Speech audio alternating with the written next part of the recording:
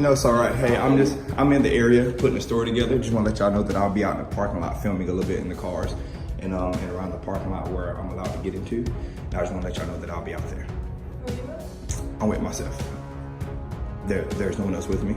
I work for myself. I just want to let y'all know that I will be out in the parking lot. I just didn't want nobody to see me on the camera and kind of freak out about it. Just want to let y'all know that I'll be out in the parking lot. Just getting information together on certain cars out here and certain police in the area. That's all. All right, thank you. Putting the article together. Out in the area. Article together of these cars out here. I was inside City Hall. She said she let the mayor get back with me, but I just left and came over to the police department. Spoke to the lady out front and told her I'd be out here just taking a few photos of the license plates, the tags, the inside of the cars, just trying to see the upkeep of them. Okay. Do you have any identification on it? I do not. Okay. I need to... All right, guys, welcome back. Today's video dives straight into the collision between First and Fourth Amendment rights and a police department that clearly forgot its oath. What starts as a calm, transparent explanation turns into a slow-motion train wreck of authority abuse. The filmer does exactly what citizens are told to do. He announces himself, explains his purpose, and remains in a public space. He's not hiding, he's not sneaking, he's not committing a crime, yet the tension rises immediately because cameras make bad authority nervous. The message is simple. Awareness matters, filming matters, and comments, likes, and engagement help expose misconduct that would otherwise be buried. This isn't about chaos. It's about accountability. And when only a sergeant and a captain are involved in something this sloppy, you have to wonder what's happening when no one is watching? This is how rights get tested. Not in courtrooms, but in parking lots. I left it on the car. Know who you are when you're out here casing my place. I don't know what you're doing. Do you understand what I'm saying? Oh, I'm just filming, that's all. Okay, but you say that, but I don't know what you're doing. Well, I mean, Okay, why are you out here filming police cars and looking at police cars and tags and stuff? Just for general public knowledge, that's all. Okay, I need to see some kind of identification. I don't have any on me. Kind of identification. I don't have any on me. Can I have your name? Yeah, you can step right over here in my car. I'll give you my name and I'll get you. Well, who are you? I'm Sergeant People. You're Sergeant. Is there an officer above you? Huh? Is there an officer above you? The chief. Chief of police. Okay. You want to talk to him too? Hey, you might want to go get him. Because you're above your jurisdiction out here, partner. No, sir, I'm not. I can show you that. I can tell you. Don't walk off.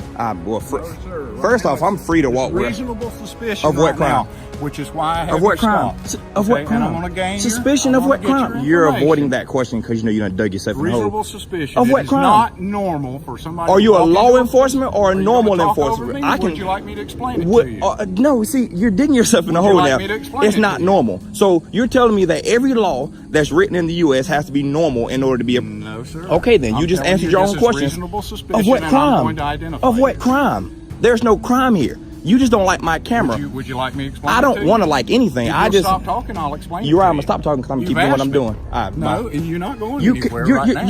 you cannot Not restrict until I my. identify You you. can't restrict my movement in this public area. You can't do Absolutely, it. No, I can you. at the moment. You cannot. You're not The under arrest. Supreme. The confrontation escalates fast when the sergeant demands identification without a crime, without reasonable suspicion, without legal footing. The filmer stays calm, repeatedly asking the only question that matters. What crime am I suspected of? Instead of an answer, he gets attitude. The sergeant admits it's not normal, confusing personal discomfort with criminal behavior. That's the problem. Not normal is not a crime.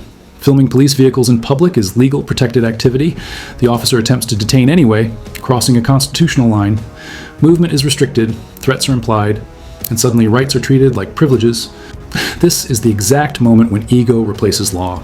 The filmer refuses to be bullied, asserts his Fourth Amendment protections, and demands clarity. That clarity never comes because there's no crime, just a camera and an officer who doesn't like it. Cool. Okay. Detained until I find out. Detained for what crime? Tell me that. And after you answer that question, Find out what you're after doing. you answer that question, tell me and tell my attorney what crime you're detaining me for. Let me hear. Your it. attorney got nothing to do with No, it. no, no. That's No. between you and your attorney. He has I it. don't No, know no, about no. that. Between you and my attorney. You're gonna call I Justice need to Department a know lot why of money. you're out here I don't have to filming tell police you a vehicles. damn thing. Huh? Are you the chief? How you doing out here, brother? Can I talk to you, sir? Because this officer here is irrational. I'm David. Nice to meet you, brother. Yes, you are irrational. I'm David. Nice to meet you. I'm doing a little filming out here in the parking lot.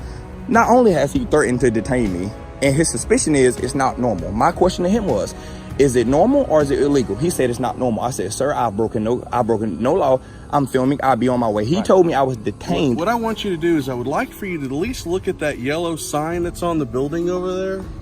You see what it says? Authorized personnel only. In this parking lot or down there? It's this whole section because so why isn't they drive through here? So why isn't their sign there? Hurricane Michael, actually. We haven't had a chance to put all the signs up. So until that sign is put up, there's no sign here for you to abide by. The other question that we had, there was a concern actually that prompted us to actually talk to you. Yes, sir. Out here in the public, there is no expectation of privacy. We all understand. Can you tell him that there, please? He understands that as well. I would like for you to tell him that on camera, What I want you to understand is that when we as law enforcement officers get calls from the general public, all right, it is our job to go out and find out what's going on. When the chief arrives, you expect professionalism. Instead, you get damage control. The chief acknowledges public filming is legal and admits there's no expectation of privacy, but refuses to correct his sergeant directly. This is where leadership fails. The conversation shifts to signs, restricted areas, and hypothetical rules that don't apply because they're not posted. The filmer exposes the contradiction instantly. No signage, no violation. The chief explains, police respond to calls, comparing filming to not normal behavior like carrying a TV at night, again confusing suspicion with illegality. And that's the heart of the issue. Police can talk, they cannot detain without cause. The filmer pushes back calmly, forcing them to admit the truth. No crime has been committed. Once spoken aloud, everything begins to unravel.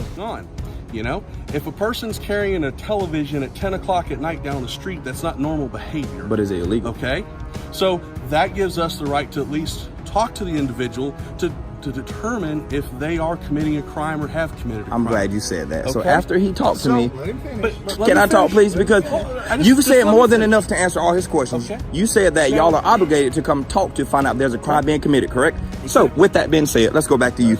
Is there a crime being committed? No, but I want to talk to you. I want to talk to him first. Is there a crime being committed right now? I don't know yet. You don't know that. I'm trying to determine. So what crime do you see? There's a camera. There's a man in a parking lot. Where's the crime? You won't answer that because you don't put your foot in your mouth, you idiot. We received a call in regards to you videotaping. Yes, sir. In a building. Yes, sir. Okay. So the question is, and the concern is that was an individual casing this place for a potential robbery? Okay. So that is how the call came out.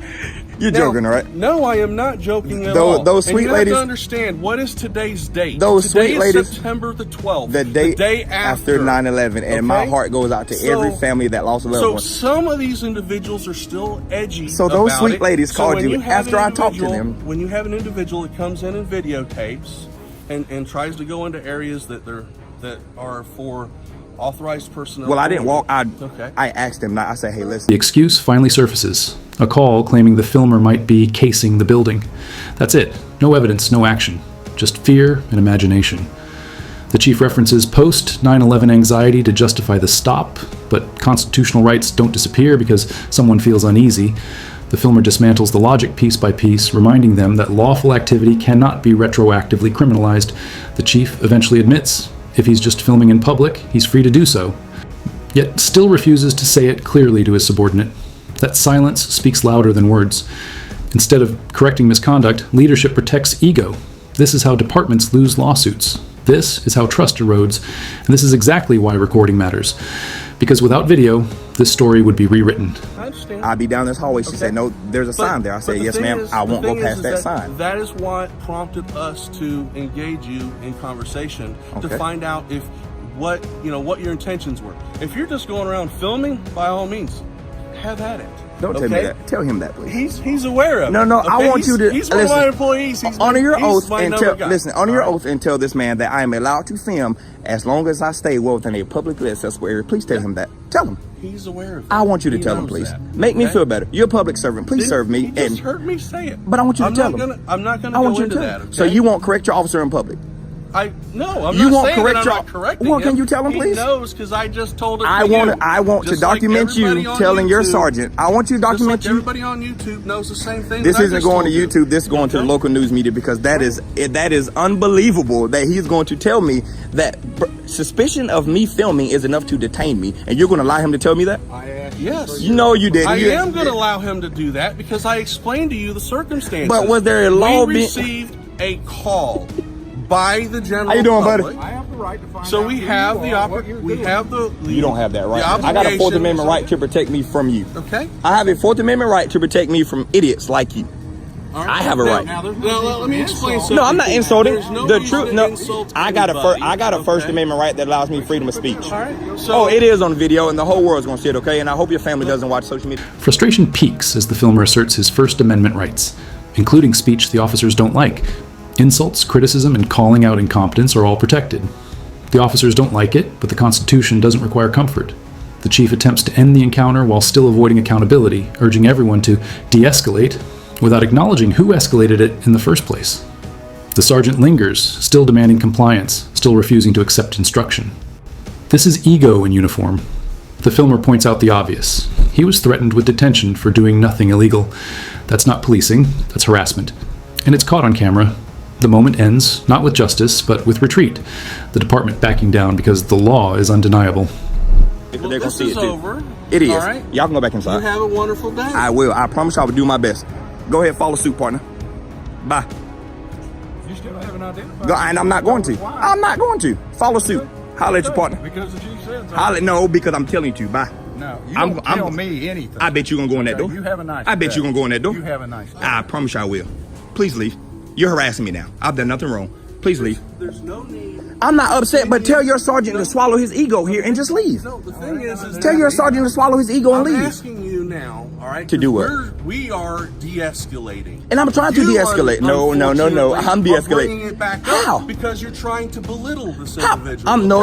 okay? So His ego is it's in effect. over. And now your ego, because you're it's telling me I'm over. belittling. Okay, it's over. All right, I'm done just saying talking. that you're Okay. creating a scene out here. I'm not It's creating a scene. necessary. Y'all came out here. Adios. Thank you. I will try. Even better weekend. I will. Please, y'all be safe out there, all right? Y'all be safe.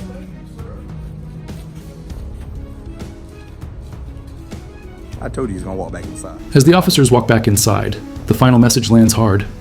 If these are the people giving orders, imagine how their subordinates operate. This isn't an isolated mistake, it's a cultural problem.